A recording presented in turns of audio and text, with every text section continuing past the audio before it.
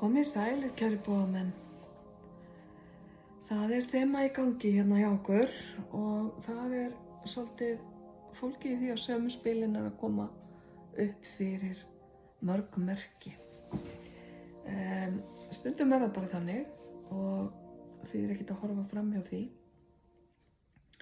En kæri bóðamaður, það kvennorkan sem ræður ríkjum á næstunni. Þessi kvennorka gæti táknað þig sjálfan eða einhvern annan í umhverfiðinu og það ræður að grípa daginn, nýta orkuna sem að þér býðist og að vera svolítið til staðar í núinu eins og við segjum. Það að segja að vera ekki með hugan í fortíðinni og ekki of mikið í framtíðinni heldur. Og það gæti skilað þér einhvers konar viðskipta eða atvinnu möguleikum eða tækifæri. Hvort sem að það gæti verið í tengslu við þessa konu eða þessa kvennorku. Eða að þú ert að fara að nýta kvennorkuna þína á þann hátt að hann nýtist þér í atvinnu, business eins og hér stendur. Þetta lítur út til að vera einhvers konar kaffihús. Kannski ertu að fara að hitta einhvern og átt einhvers konar stefnumót eða búin að mæla í mót við manneskju á kaffihúsi. Ég finna það á við einhvern ykkar, kæru bóðamenn. En það núið, hér og nú, sem að gildir og núið getur náð yfir, mismunandi tíma. Það fer eftir hvernig þú kýst að túlka það. Hvort að það bara augnablikið akkúrat núna sem þú ert í eða 1 mínúta eða 1 klukkutími. Eða 1 viðburður eða 1 dagur.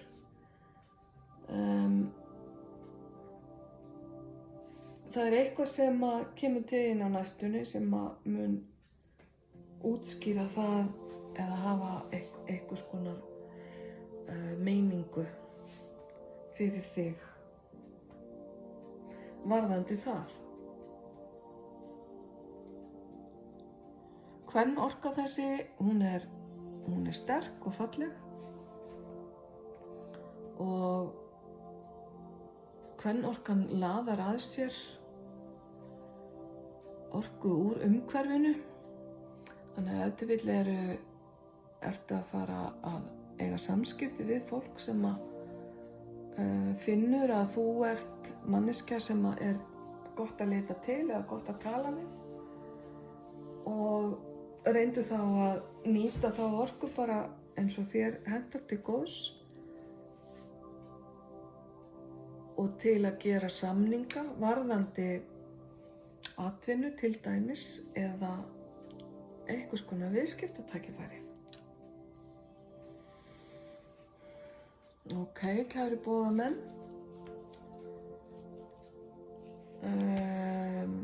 Ég ætla að draga hérna 1 engil fyrir ykkur að auki. Engill fyrir bóðamanninn.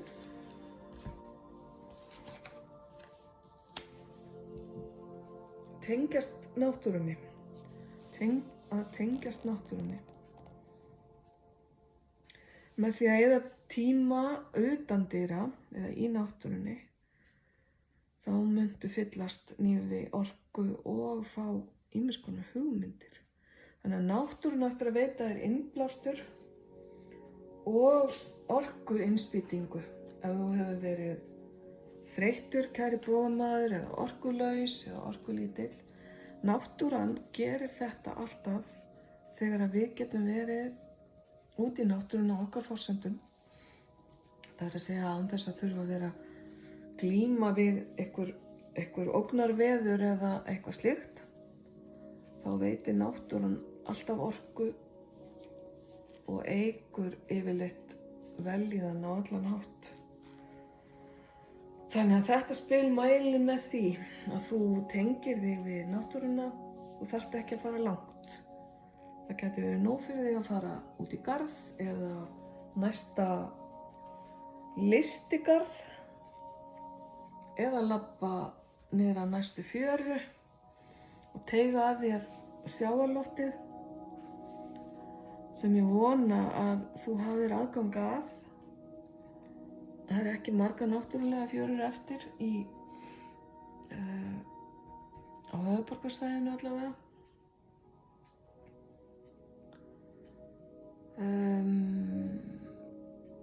Gróðurinn, trén og grasið og blómin eru byrjuð að draga sig í hlé og haustið er búið að taka völdin, en náttúran gefur samt sem áður frá sér heilandi orku til allra sem hana vilja þiggja. Ef til vill felur þessi business í sér einhvers konar tengingu við náttúruna og það er kannski eitthvað í náttúrunni sem að þig vantar. Það er að segja tengingin við hana sem að þig vantar til þess að gera þetta veruleika.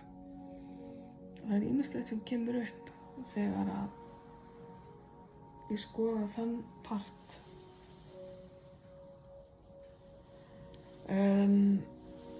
Þessi álfur eða blómálfur sem að sýnir sig hérna er ákaflega kvenlegur og við vorum að fjalla hérna kvenorkuna áðan, þannig að þetta er svona staðfesting á þessari fallegu kvenorku.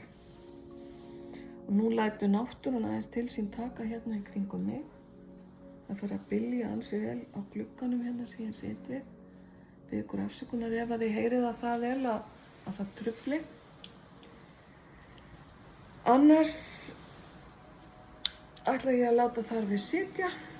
Gangi ykkur afskaplega vel, kæru bógamenn, ljós og kærleikur.